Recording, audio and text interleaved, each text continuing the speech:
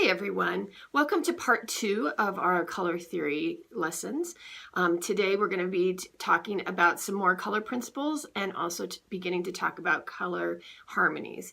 And to again go over what the purpose of this class is to help you not only understand color theory, but also put it into practice. Like how do you put this yarn with this pattern and how to make it something that you really love to work on, love to wear, love to give away as a present.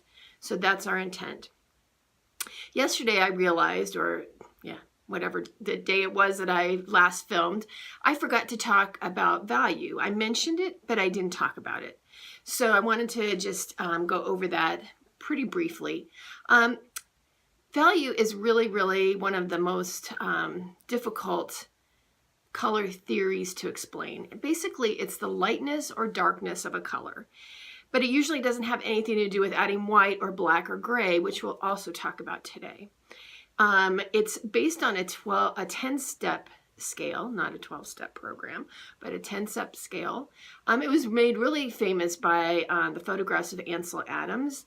His black and white photographs were really exciting to the eye when they included a lot of different values within the same photograph, made your eye move around the photograph. So the way that we as crafters can use value are two ways. One is you can see the lightness and darkness of the color kind of when they're grayed out. So we can do that in two ways. You can do squinty eyes, which is what a lot of quilters do. If you close down your eye to squinty eyes, then it cuts out a lot of the light and cuts out your detection of color. And so what you're looking at becomes more on the grayscale, and you can see the differences between your values that way. The other way, without looking like a complete idiot at the yarn store, is to buy one of these color evaluators. Now, I've looked everywhere for mine. I don't know exactly where it is. If I find it, or when I find it, I will show it to you in a subsequent lesson. Basically, the one I have is a rectangle of plastic that is red. It's kind of like ruby red. And what that does is that it makes everything have to go, all the colors have to have red on top of them. So it equals them out. And you can see which ones are lighter than other ones. The ones that are darker in value will actually look black, and the ones that are lighter in value will be a light gray. Again, I will put a link in the show notes of where you can purchase those. You can get those from Amazon very easily. They even have ones now that are glasses, red glasses that you can wear. So you're not trying to find that little rectangle of plastic. I used to carry mine in my purse so that when I went to a quilt store or a yarn store, I would have that available to use.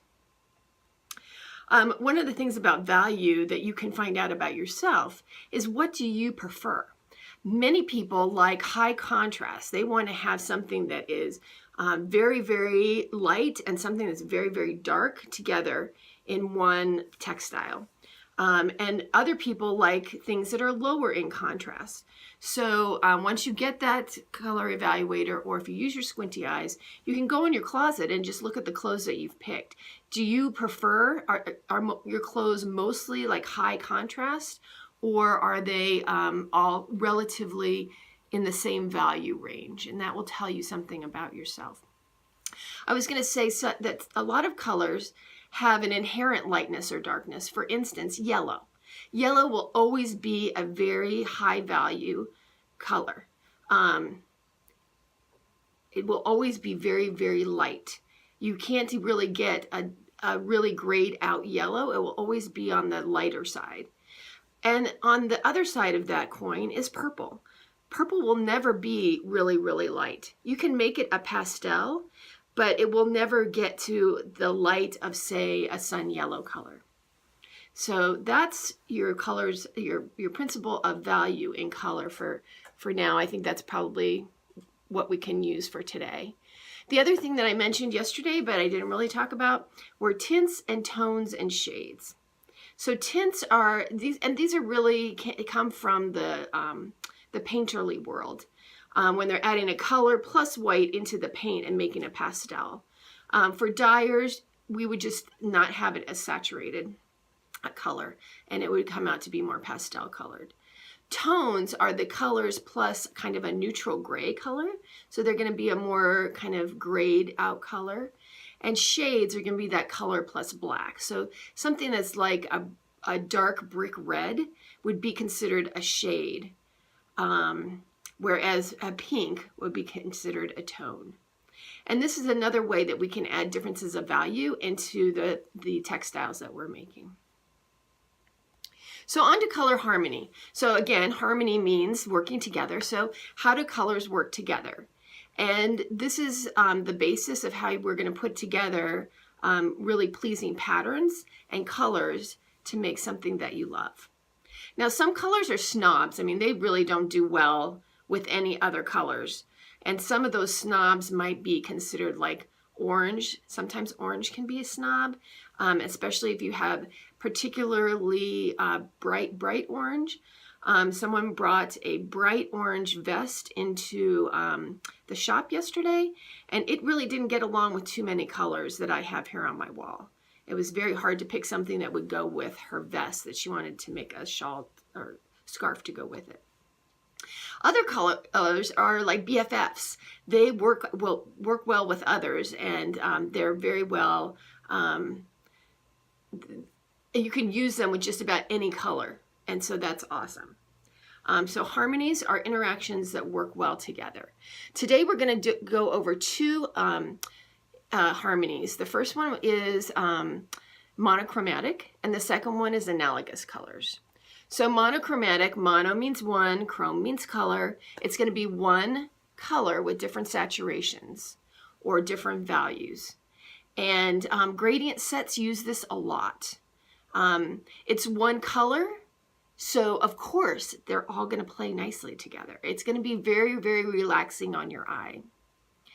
Some of the patterns that work well with that, this actually is called Artesian, and it's by Romy Hill.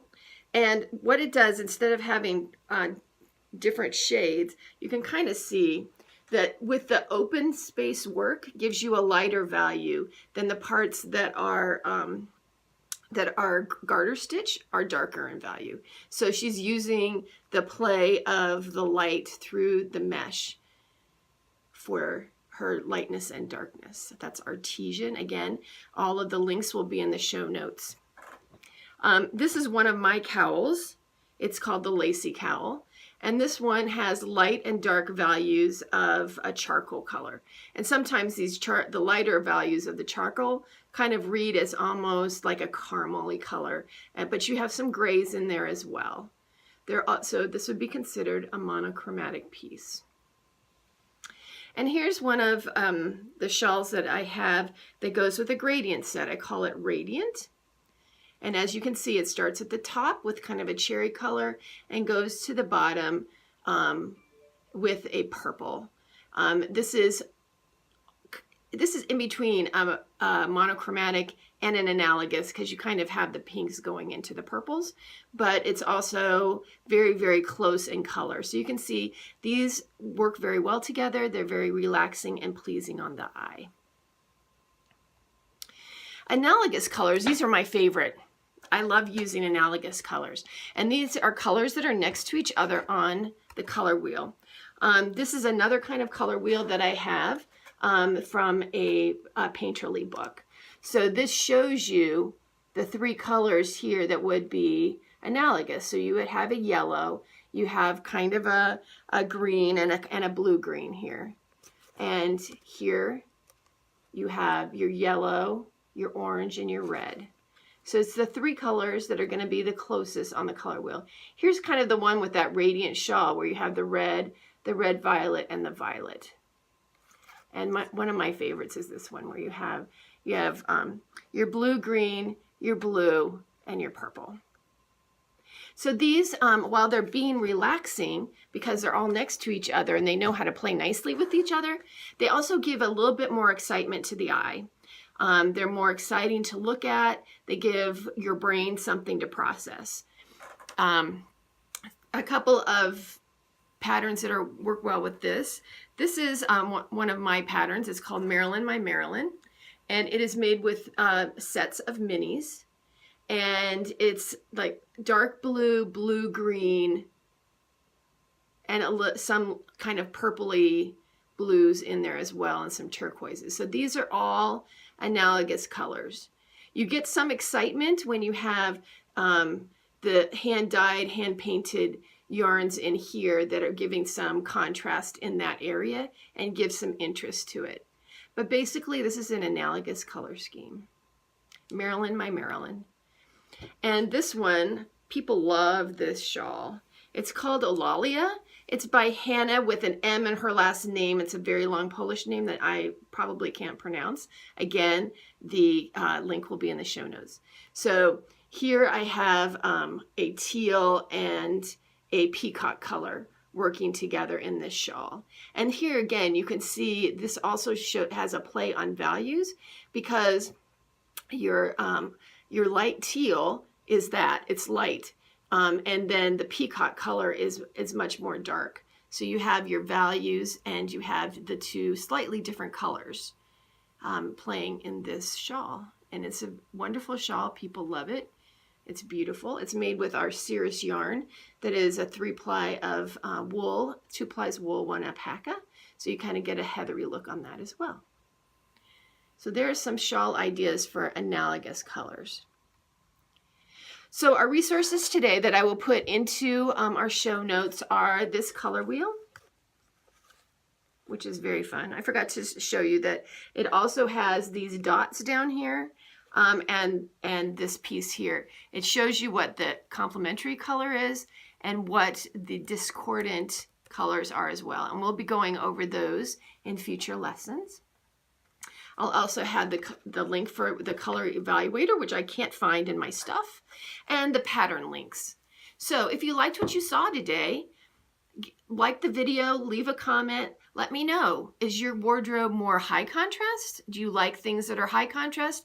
Or are you someone who likes low contrast? And until we see you again, happy making.